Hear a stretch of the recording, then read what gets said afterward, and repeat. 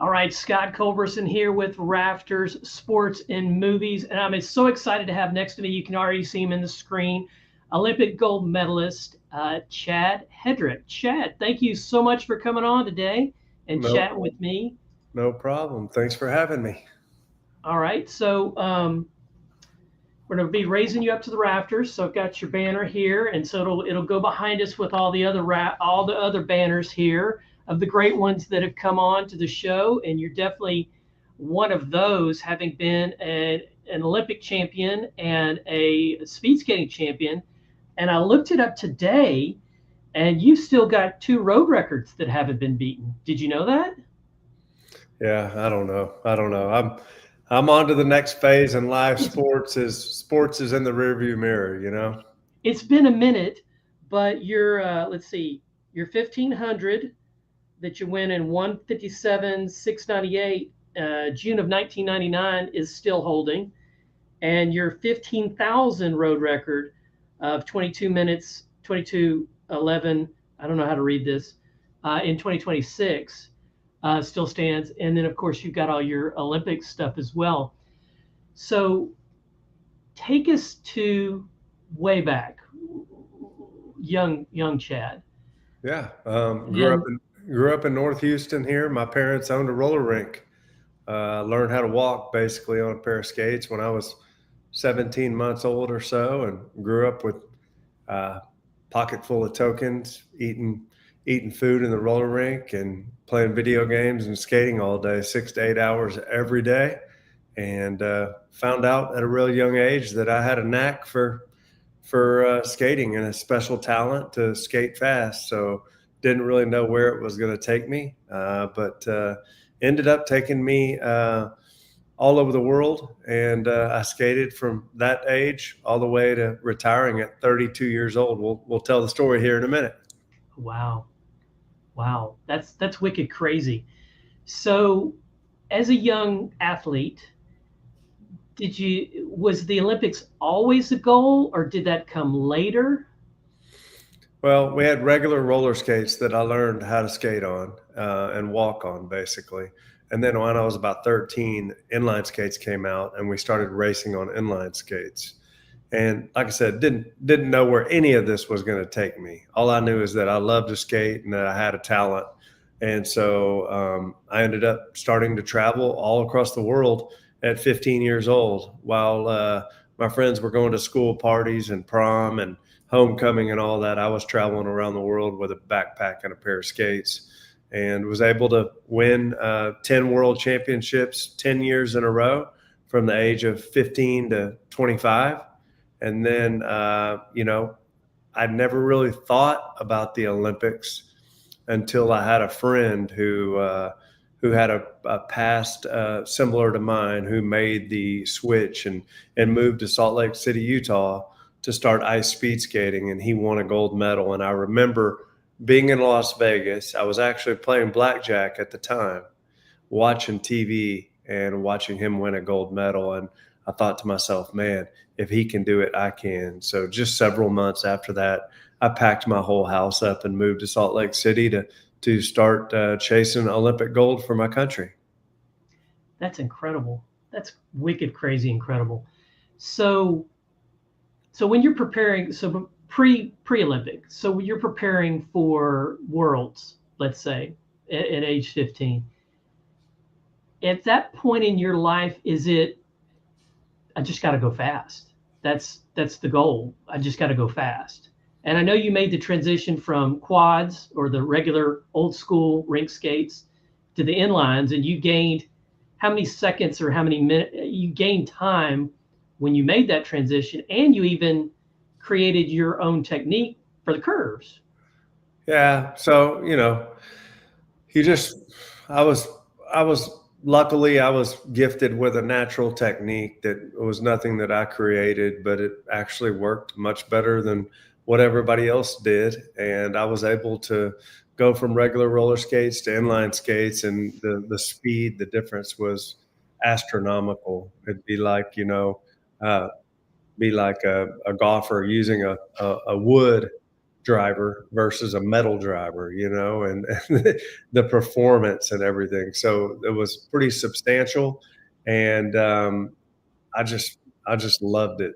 I never thought about really like never thought it was hard work. Never thought it was Never thought I was needed to go faster. All I knew is that I wanted to win every time I stepped out there, and that pushed me. And so I was able to make a great living for myself for many, many years. So grateful for it while other people were working jobs that, required long hours. Mine required a lot of hard work, but it certainly didn't feel like that as I was accomplishing my goals. And like I said, traveled to 42 different countries and, traveled the world, learned a lot about life through my sport, but really learned a lot about life after skating too. And we could talk about that here in a bit, but sports just taught me so much, the desire to win, having a work ethic greater than everybody around you. It is just a major advantage in this world. And I think you hit a key point there that I want our youngsters, as we will have people watching this, hopefully from years to come, for inspiration and for thought on how am I going to get from enjoying something to championship level. And I think that's, you got to enjoy what you do. You enjoyed skating. It was fun for you. And even training for skating ended up being fun for you, not a drudgery or a. Yeah, I think the kicker is like nobody even knew what I did. And I didn't care about that. All I knew is I wanted to be the best at it, and that I was given a gift. It doesn't matter if you're, a lot of kids are out there chasing fame and money and all that. And I think my story is a little different. My story is kind of like a college football story versus a pro football story. Well, at least it used to be before NIL. But I had a passion for it. I just wanted to be the best. It didn't matter how much money I was making, how many people knew what I was doing. My friends at school had no idea what I was doing. And in fact, after it was all said and done and I won Olympic medals, I had several people come up to me and say, Chad, in high school, we had no clue what you were doing. But man, we wish we would have been committed to something like you were. That's the biggest compliment I've ever received, honestly. Right. Yeah. Cause you were in it to win it. And it was your goal in life to be the best in what you do. And you achieved that. A lot of people can work for 2 or 3 years on something. But when you look at athletes, or anybody for that matter, that spent a lifetime, like a large body of work, of consistency and discipline, when you see that, it's something different that people admire, that people have no choice but to look up to. And the biggest thing in my career was knowing from the time I put those skates on to learn how to walk up until 32 years old, it didn't matter how much I had to do, I was going to accomplish it. And there were times where I skated upwards of 200 miles per week for many, many years. And we're talking about over a lifetime, 25, 30, 35,000 miles on skates. It's the thing that I'm the most proud about is that I never gave up. I kept going, and it's the body of work that creates results. The body of work that creates the results. I think that's couldn't be said any better. That's perfect. Let me look at my notes here. Okay, so take me through 30. We're now 33, 34. We've retired from the sport, and we're going to take our philosophy and what we've learned on how to achieve success, and we're going to apply it to a career now. So let's talk about how you pivot to taking all that good stuff you learned, and you've had coaches and psychologists and all these professional coaches coach you, and now you're moving into another. And let's talk about your Gold to Sold. Yeah, well, it's way before Gold to Sold. I mean, you get done with sport, you get done with sports, and you're just like somebody stole your baby, right? It's like, where'd my baby go? I've got to figure out a new life. So identity crisis just hit me like a like square in the forehead, and just kind of floundering around trying to figure out what's next. You know, you have the energy and the desire to be good at what you do, but what is that, right? So had several different jobs, and for the first time in my life, I really committed my life to something without a full commitment. And that wasn't a good feeling for me, being so passionate about my sport for so many years. And so, because of that, I wasn't successful in those, and had 2 or 3 different jobs, and, just felt very lost. And I realized that I'd put so many eggs in one basket with skating. It's great that I gave it all. I gave it all. I was like horse blinders, like looking to win, to become the best skater in the world. And I made it, but I never looked at anything else. And if I look back, I remember people that I skated with and trained with that were also going to college while they did it. Granted, they weren't at the top of the world, and they weren't making the living that I was, but they were already starting to think about what life was like next, and I wasn't. So when I got done, I landed flat on my face, and it was probably one of the most painful things. Can you imagine going from winning the Olympics, hundreds of millions of people watching you put a gold medal around your neck, claiming you're the best in the world at something, and then all of a sudden you walk in for a job interview and they don't hire you, or you get hired for a job and everybody that you're working for is your age, and they're the seniors, your seniors that you have to listen to because they've already been in the business 10 years establishing their career. Going from the best in the world to another face in the crowd was very, very hard for me. I think that would be hard for anybody. Yeah. I mean, so. Or none. Yeah, so just floundered around trying to figure out what's going on. And I don't know, but I ran into real estate. And in 2016, I got my real estate license, and I've never looked back. It's been a way, and this is a very transparent interview here. This is a way for me. If you could ever imagine being the best in the world at something, everybody putting the microphone in front of your face, everybody telling you how great you are, you being invincible, and if you win, it's normal, but if you lose, something's wrong.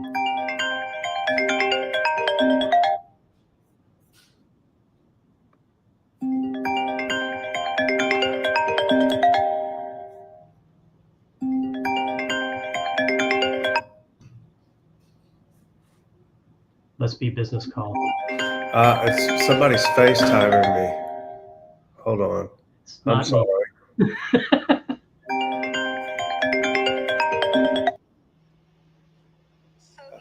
Hello. Is this Hogan? Chad, I'm gonna take you off stage for a second. Okay, so while Chad takes that call, these things happen. Fluid. We've got people that he's living life. He's got things behind the scenes that he's got to get done. So we'll get him back on in a second. He'll give me a thumbs up when he's ready for me back, ready to come back. And yeah, this is life as we know it. Things got to move on. We got to continue to be who we are, even when we're on. Yeah, that happens. All right. Hey, I'm sorry about that. No worries. Life happens, and you're always available for those that are needing you. Oh, my son, his iPad is connected to my computer. Oh, no. One of his friends FaceTimed him. All right. Yeah. So, yeah, this is a transparent thing here, but can you imagine being the best in the world at something and being paid to do it from a very young age? People throwing microphones in your face, people talking about how great you are. If you win, it's normal. If you lose, it's like the end of the world. And then all of a sudden, you don't know where your life's going. and it was very tough, very challenging personally, mentally, and I really found myself. And I think finding real estate was the best thing I ever could have done for one reason. Now, Because I was, let me set this up for the audience so they get a little firmer grasp here. yeah, You help people buy and sell real estate, residential real estate. You help people find hopefully their forever after home, or possibly a transitional home, something to that degree in real estate. yeah, and I think real estate's perfect for me, and it's kind of been therapeutic because my life was all about me before. And now I'm in a profession that's all about service. It's all about relationships. It's not about manipulation to gain a second on a race, or it's not about, it requires relationship. What I did for so long, believe it or not, I was so focused on my sport. And I think a lot of top athletes would agree here. You're so focused on your sport that it is your life. And because of that, sometimes there's a lack of people around you that are actually companions that you're living life with. And I didn't know that until I was done. And I really just didn't have a lot of great relationships in my life. I never had really a lot of great friends because I was so different than people in high school. People my age, their lives were completely different. And I realized that when I finally had to enter the workforce and start a new career, that, oh my gosh, without skating, that was everything. That was my whole life. And now it's not there. So, but that's okay, because you've grown. You've grown as a person. You've grown as an individual. yeah. And you've taken all of what you had in the past and applied it to the present, and now you're building a future, or you have been building this future for a couple of years now, since 2016. Yeah, and it's great. It's great because I've been able to develop as a person while operating and building a business. And I think it's not about the financial gain right now. That's required, of course. But if I look back at the last 3, 4, 5 years as I've built Gold tosold Group, man, the skills that I've obtained, the desire I have now to be servant minded, and it's a gimmicky thing to hear, right? It sounds like it, but it's really not. Because when you don't have anybody around you, it's lonely. And so this job was really, really cool for me. And it is every single day, not because people need me, but because it's the way that I need to continue to develop as a human. And I'm able to work on that while I work in my job. And I love that. So your sport was an individual sport, correct? Yeah, my sport, me against the world every time. It was a sport of strength, no weakness, pride. Never, before the race, you're trying to intimidate your competitors by giving them a look that says, I'm not scared of you, because 80% of it's won before the race starts.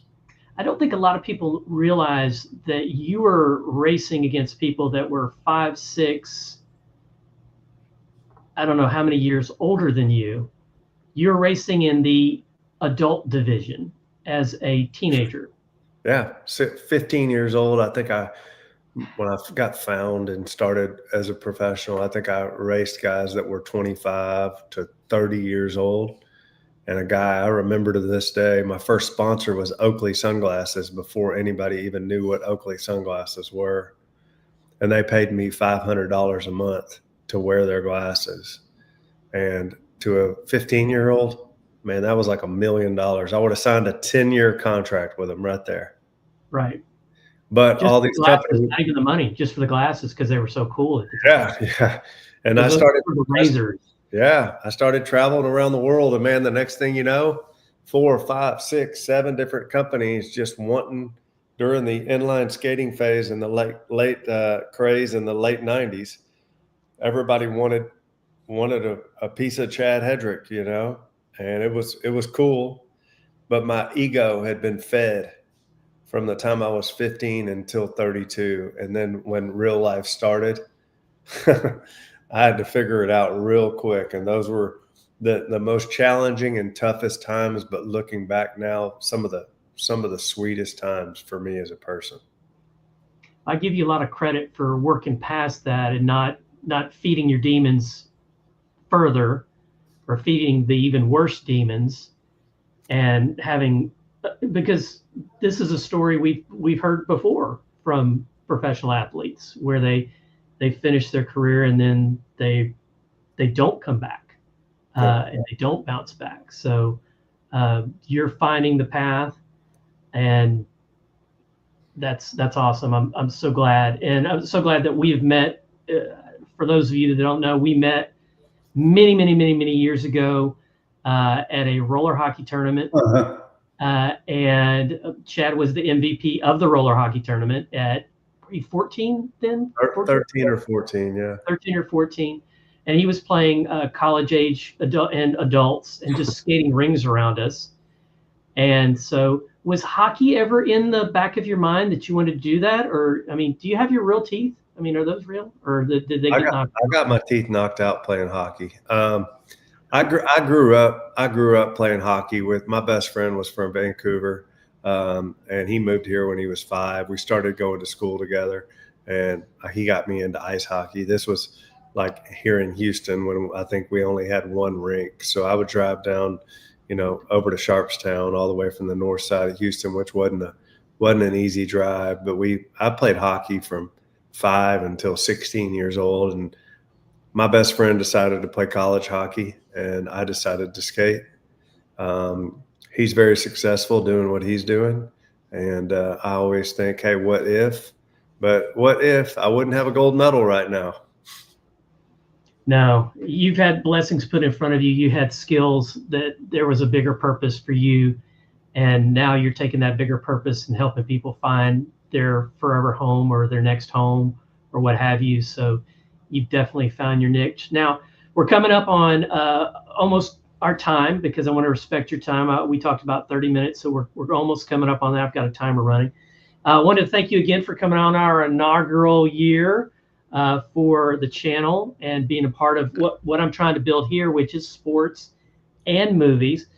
So what I'm going to do now, and I've got some things on the back end I've got to do. So what we're going to do is we're going to do 4 to 5 questions as quickly as we can. And these are rapid fire questions. Go. So what we're going to do is we're going to do rapid fire, and why did that not work? Okay, there we go.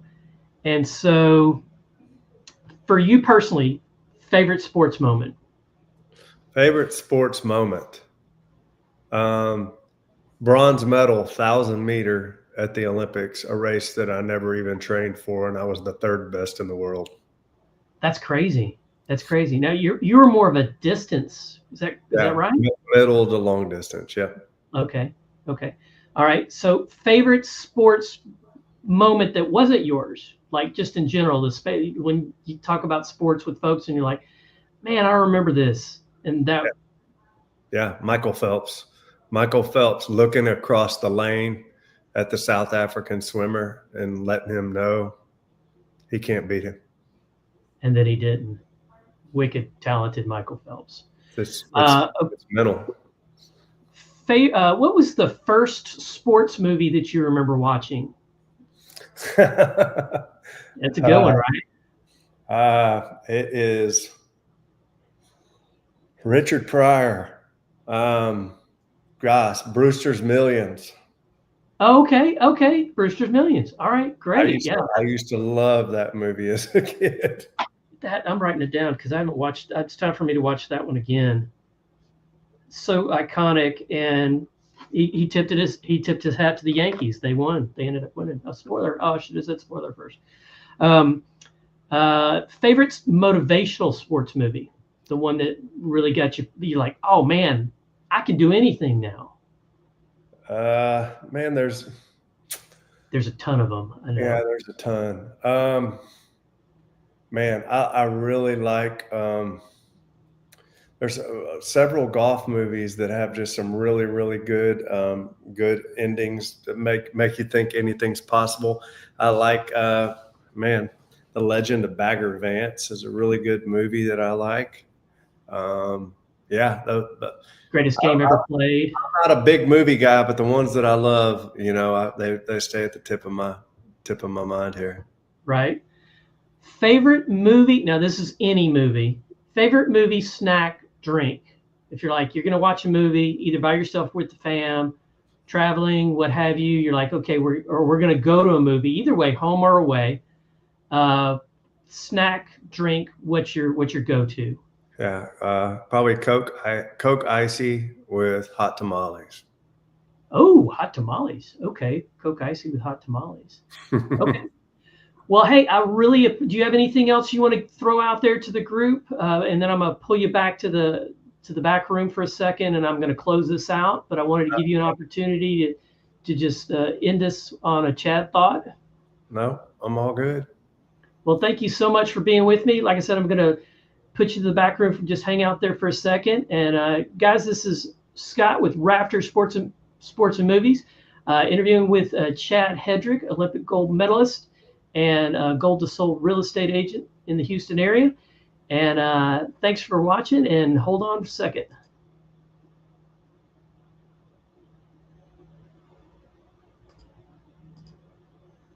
And we're